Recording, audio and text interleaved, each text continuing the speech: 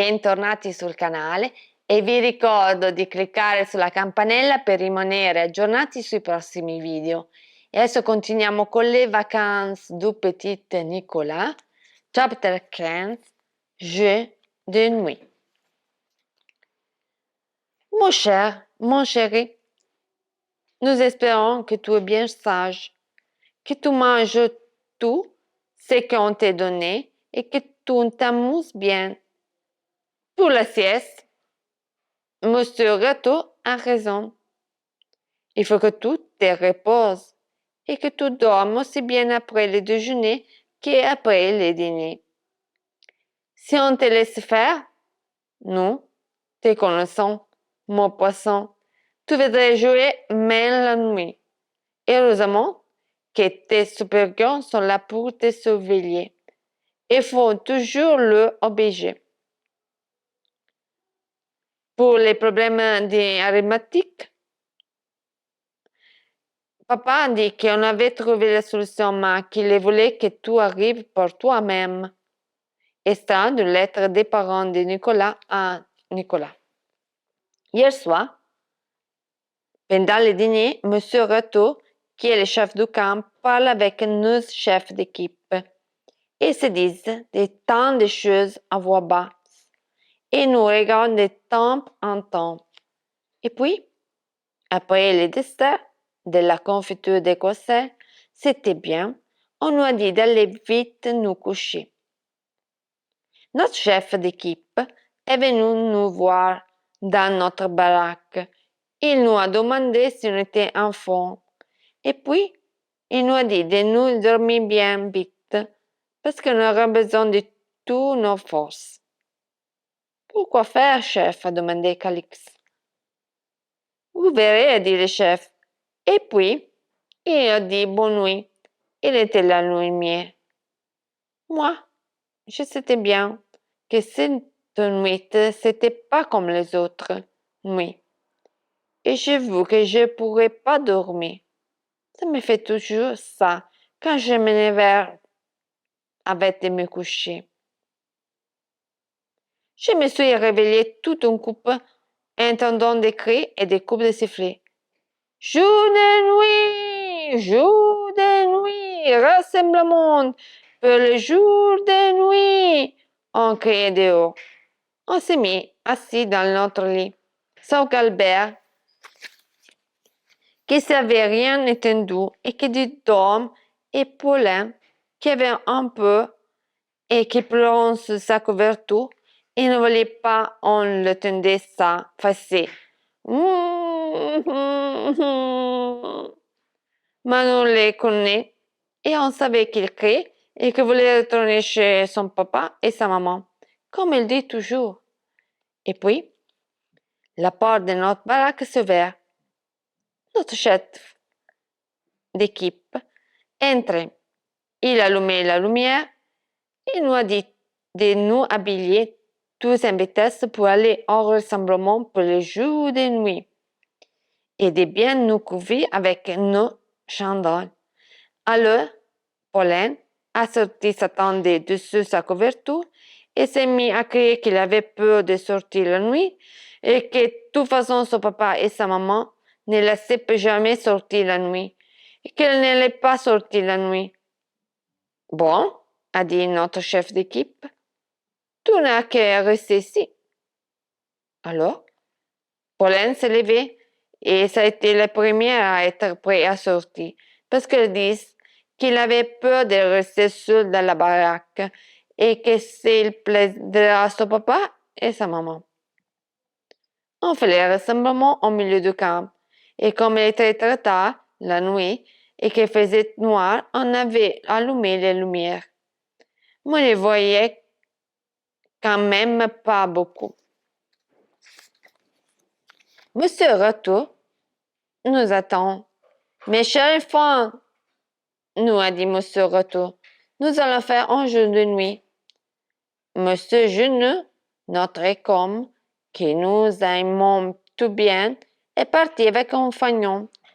Il s'agit de retrouver Monsieur Geneux et de ramener ce fagnon au camp. Vous agirez par équipe et l'équipe qui apportera les fanions aura droit à une distribution supplémentaire des chocolats. Monsieur Genoux nous a laissé quelques indications qui nous permettront de la retrouver plus facilement. Écoutez bien. Je suis parti par l'action et devant tant de toi gros cailloux blancs, ça ne ferait rien de pas faire de bruit quand je parle. Bertin a rangé son sifflet à des poches et Monsieur Rotto a continué.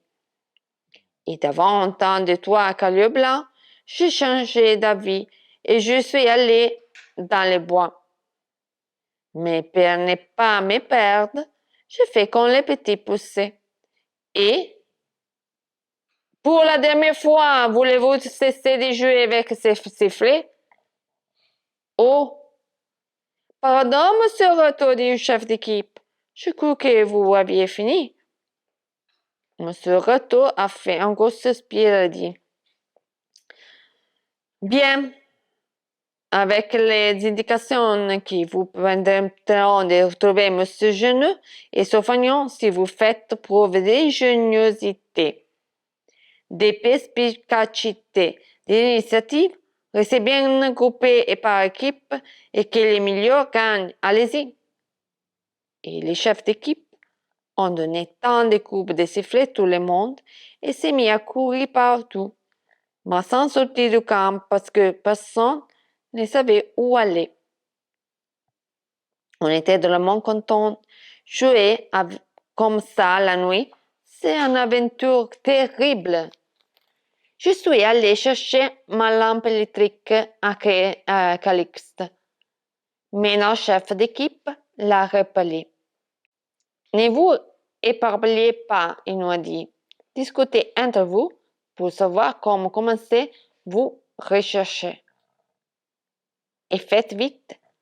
Si vous ne voulez pas que notre équipe arrive avant vous à retrouver monsieur Genoux. Là, je crois qu'il n'avait pas tort à s'inquiéter, parce que tout le monde courait en criant. Ma personne était encore sortie du camp. Voyons, dit notre chef d'équipe. Réfléchissez. Monsieur Genoux a dit qu'il était parti par la Sion. Dans quelle direction se trouve ce pays d'Orgon? Moi, je n'étais là où les larçons, nous a dit Crépin.